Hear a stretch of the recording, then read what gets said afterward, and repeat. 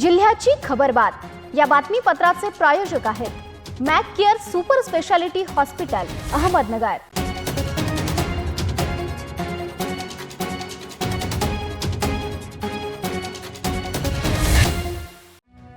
नमस्कार, मी मानसी न्यूज 24 सह्याद्रीमध्ये तुमचं स्वागत। पाहूयात अहमदनगर जिल्ह्यातील महत्त्वपूर्ण बातम्यांचा आढावा जिल्ह्याची खबरबातमध्ये।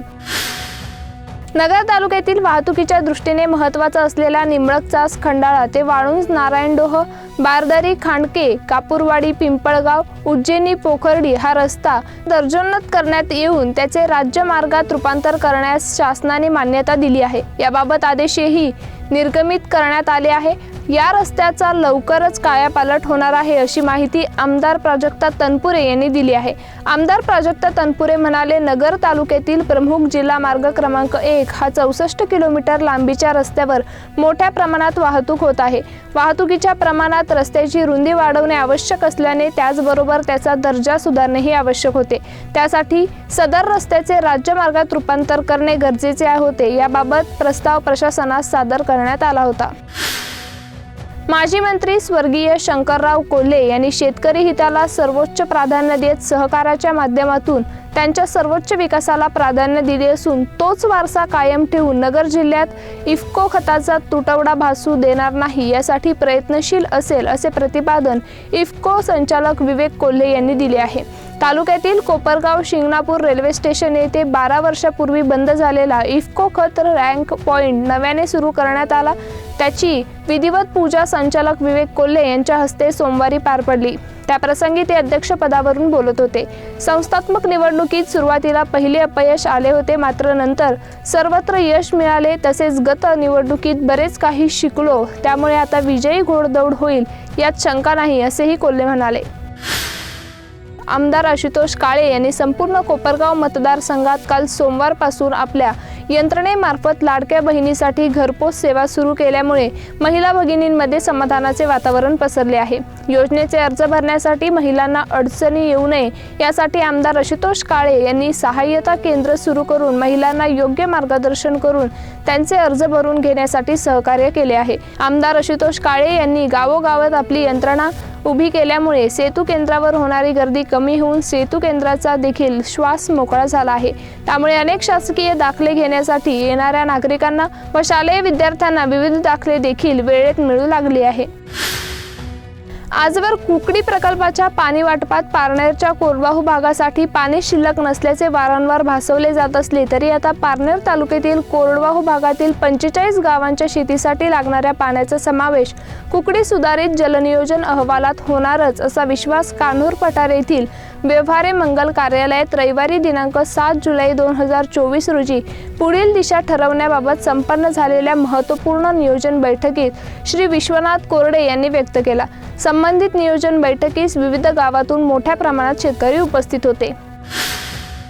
शेवगाव तालुक्यातील बोदेगावसह परिसरात आजपर्यंत एकाही लोकप्रतिनिधींनी शेतकऱ्यांच्या पाणी प्रश्नासाठी लढा न दिल्याने हा जिरायत भाग असूनही पाण्यापासून वंचित राहिला आहे। त्यामुळे शेवगाव तालुक्याच्या पूर्व भागात शेतीसाठी हक्काचे पाणी कसे आणता येईल हेच माझे मुख्य ध्येय असून सदरील प्रश्न पूर्णत्वास नेण्यासाठी मी पुढाकार घेऊन खासदार निलेश लंके यांच्या सोबत घेऊन हा प्रश्न मार्गी लावणार असल्याचे राष्ट्रवादी काँग्रेस शरदचंद्र पवार पक्षाचे सरचिटणीस ॲडव्होकेट प्रताप ढाकणे यांनी सांगितले आहे। जिल्ह्याची खबरबातमध्ये घेऊया एक छोटीशी विश्रांती। रोखोक पत्रकारिता, निर्भीड बाणा आणि कणखर भूमिका, महाराष्ट्राचा सखा, सत्याचा पाठीराखा, शब्दांचं सामर्थ्य, विश्वसनीयतेची उंची, न्यूज 24 सह्याद्री।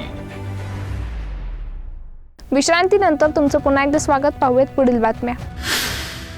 श्रीरामपूर जिल्हा करण्याच्या मागणीसाठी स्वाभिमानी श्रीरामपूर जिल्हा कृती समितीकडून श्रीरामपूर प्रांताधिकारी कार्यालयासमोर काल सोमवारी निदर्शने करण्यात आले। यावेळी रविवारी दिनांक 14 जुलै रोजी स्वयंस्फूर्तीने श्रीरामपूर बंद हाक देण्यात आली आहे। यावेळी माजी नगराध्यक्ष अनुराधा आदिक म्हणाल्या, श्रीरामपूर जिल्हा होण्यासाठी स्वर्गीय गोविंदराव आदिक यांनी मूलभूत सुविधा उपलब्ध करून ठेवल्या आहे। श्रीरामपूर जिल्हा व्हावा ही प्रत्येक श्रीरामपूरकराचे स्वप्न आहे। ते स्वप्न स्वप्न साकार करण्यासाठी स्वाभिमानी श्रीरामपूर जिल्हा कृती समितीने श्रीरामपूर जिल्ह्यासाठी जेव्हा जेव्हा आंदोलन होतील त्यामध्ये आपण पूर्ण ताकदीने उपस्थित राहणार असल्याचे सांगितले आहे। शेवगाव तालुक्यातील गदेवाडी येथे AK नावाचे शेअर मार्केटचे ऑफिस अमोल अशोक कदम यांनी सुरू करून शेअर मार्केटमध्ये गुंतवणूकदारांना महिन्यामध्ये डबल पैसेचे आमिष दाखवून तालुक्यातील अनेक गुंतवणूकदारांनी या शेअर मार्केटच्या चालकाकडे बँकेच्या माध्यमातून RTGS करून लाखो रुपयांची गुंतवणूक केली होती। मात्र केलेल्या रकमेचा परतावा दिला नाही। परतावा मागण्यास गेलेल्या गुंतवणूकदारांना उडवाउडवीची उत्तरे दिली गेल्याने आपली फसवणूक झाल्याचे दिसून आल्याने शेवगावचे उपविभागीय पोलीस अधिकारी व पोलीस निरीक्षक यांच्याकडे भारतीय जनता पक्षाचे प्रदेश चिटणीस अरुण मुंडे यांच्या प्रमुख उपस्थितीमध्ये जय शिव संग्राम पक्षाचे जिल्हाध्यक्ष नवनाथराव इसावाडे, किरण नाईक, राधाकिशन निकम, अनिता गणेश बारके, कृष्णा म्हस्के यांनी तक्रार केली असून शेअर मार्केट चालवणारे कोट्यावधी रुपयाला लोकांना गंडा घालून पसार झाले असून गुंतवणूकदारांनी डबल पैशाच्या आमिषापोटी गुंतवणूक केली। मात्र गुंतवणूकदारांना आत्महत्या करण्याची वेळ आली आहे। किरण नाईक, माझं सलून दुकान आहे खानापूरला। अमोल कदम याच्याकडे मी 10 लाख रुपये RTGS मारले होते, लोन केलं होतं। त्याने मला असंच आमिष दाखवलं पैसे डबल करून देतो म्हणून।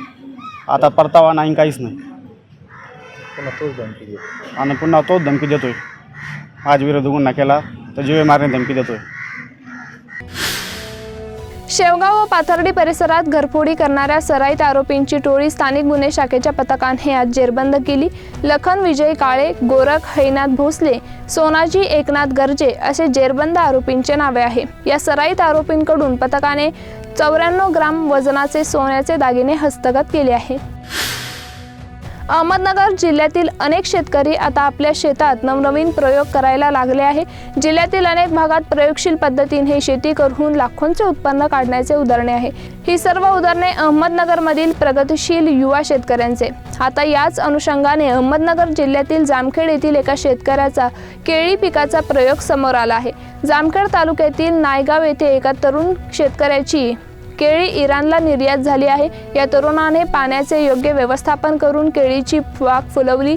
पहिल्या टप्प्यात 9 टन केळी इराणला गेली असून त्यातून 1,62,000 रुपये मिळाल्याचे शेतकऱ्याने सांगितले आहे। गणेश उगले असे या युवा शेतकऱ्याचे नाव आहे।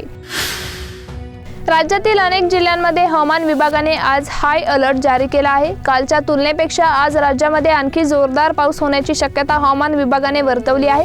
आज राज्यामध्ये हवामान विभागाने पावसाचा अलर्ट जारी केला आहे।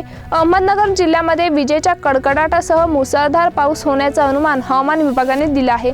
हवामान विभागाने नागरिकांना सावध व सतर्क राहण्याचा इशारा दिला आहे। जिल्ह्याची खबरबातमध्ये इथेच थांबूया, मात्र तुम्ही पाहत राहा न्यूज 24 सह्याद्री। जिल्ह्याची खबरबात या बातमीपत्राचे प्रायोजक होते Mac Care Super Speciality Hospital Ahmednagar. शब्दांचं सामर्थ्य, विश्वसनीयतेची उंची, न्यूज 24 सह्याद्री।